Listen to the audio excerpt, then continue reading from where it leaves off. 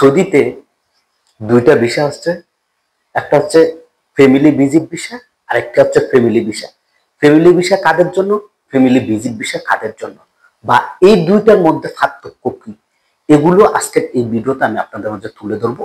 এবং প্রথমত যেই তথ্যটা আপনাদের মাঝে তুলে ধরবো, যেহেতু আমি আপনাদেরকে ওয়াদা করছি সৌদি ভিসা সম্পর্কিত যত তথ্য আছে সকল তথ্য আপনাদের মাঝে শেয়ার করব। অলরেডি সকল তথ্য শেয়ার করা হয়েছে, তবে এই তথ্যটা অতি গুরুত্বপূর্ণ। আমরা অনেকেই আমাদেরকে নক দিচ্ছেন যে ভাই আমার দুলাভাই, আমার আত্মীয়, আমার ভাইয়ের বন্ধু অমক অমক আমাকে সৌদি আরব থেকে ভিসা পাঠিয়েছে, এখন বিষয়টা এজেন্সির কাজ করালে আমি সৌদিতে চলে যাব। এত কি সহজ? আর সৌদি আরব থেকে কি আপনাকে ভিসা দিচ্ছে, নাকি বাংলাদেশে অবস্থানরত সৌদি এম্বাসি থেকে আপনাকে ভিসা দিচ্ছে? এই ভিডিওটি যদি আপনি দেখতে থাকেন তাহলে এই যে তিনটা তথ্য একবার 100% সঠিক, যেগুলো সম্বন্ধে আপনি জানতে পারবেন, এগুলো জানার ফলে আপনার অনেক উপকার আসবে। তাই ভিডিওটি প্রথম থেকে শেষ পর্যন্ত না টেনে দেখার অনুরোধ থাকবে। প্রথমত বলবো, দেখেন অনেক প্রবাসী ভাই বলেন যে তাদের ভাই, আত্মীয় স্বজন, বিভিন্ন মানুষ তাদেরকে ভিসা দিয়ে থাকে, বলে যে ভাই আমার তো ভিসা চলে আসছে, এখন এজেন্সিকে দেব, এজেন্সি আমার ভিসাটি আমাকে মেডিকেল করবে, তারপর যে বিএমএটি কার্ড করবে অর্থাৎ ম্যানপাওয়ারটি করাবে, করে আমাকে পাঠিয়ে দিবে। এখন তো বর্তমানে নতুন একটা যোগ হয়েছে, যেটা হচ্ছে টাকা মূল সার্টিফিকেটটি লাগবে, সেটা করে আমাদেরকে পাঠিয়ে দিবে। দেখেন আগে এই জিনিসটা বুঝতে হবে, সৌদি আরব থেকে সরাসরি কেউ আপনাকে ভিসা দিচ্ছে না, আপনাকে ভিসা দিচ্ছে বাংলাদেশে অবস্থানরত সৌদি এম্বাসি। কথা কিন্তু বুঝবেন, আপনি সৌদি আরবে আপনার বাইনে বা যেই আপনাকে ভিসাটা দেয় সে কিন্তু একজন কপিলের কাছ থেকে নিছে বা একজন সৌদির কাছ থেকে নিছে। ওই সৌদি কি করে, কোম্পানি হলো কোম্পানির মুআসাসার উপর থেকে একটি ভিসার জন্য সৌদি সরকারের কাছে আবেদন করে, বা সৌদি সরকারের পক্ষ থেকে ওই মুআসাসা ওই কোম্পানির আন্ডারে একটি চাহিদা পত্র দেয়। সেম হচ্ছে মালিকের ক্ষেত্রে, মালিক বা মুআসাসার ক্ষেত্রে মালিকরা যেটা করে, তার মুআসাসার উপর থেকে সে একটি ভিসার জন্য আবেদন করে সরকারের কাছে। সরকার এই আবেদনটি অ্যাপ্রুভ করে তাকে একটি চাহিদা পত্র দেয়, এবং যেই পত্রটাই হচ্ছে আপনার হোয়াটসঅ্যাপে আপনাকে দেশে পাঠায়।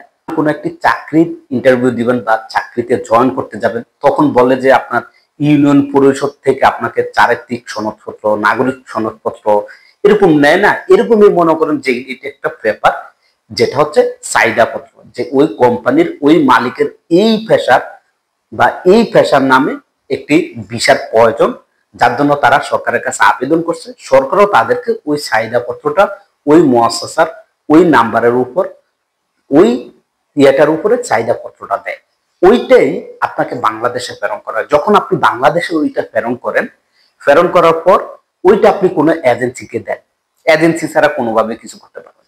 তখন এজেন্সি কি করে, আপনার ওই যে চাহিদা পত্রটা ওইটার ভিতরে যে নাম্বারটি আছে সেই নাম্বারটির উপরে আপনার ভিসা ওকালা বলেন, মোফা এগুলো করে নেয়।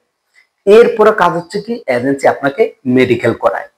মেডিকেল করানোর পর আপনাকে যেটা করে কি, সৌদি দূতাবাস অর্থাৎ বাংলাদেশ অবস্থানরত সৌদি এম্বাসিতে প্রেরণ করা হয়, যেখানে আপনি ফিঙ্গার দিবেন, সবকিছু করবেন।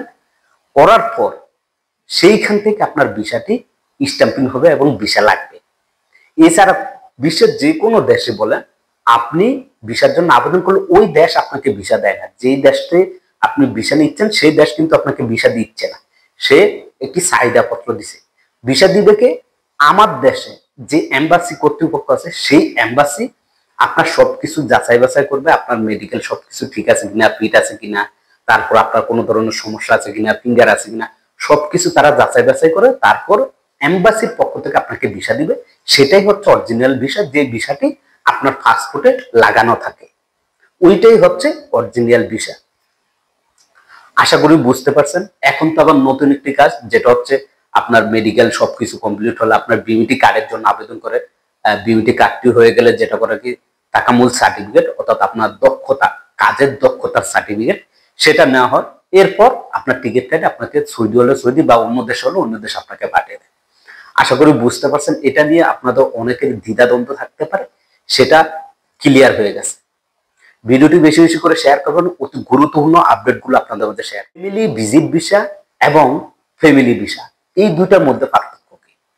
প্রথমে বলবো ফ্যামিলি ভিসা। ফ্যামিলি ভিসাটা কাদের জন্য?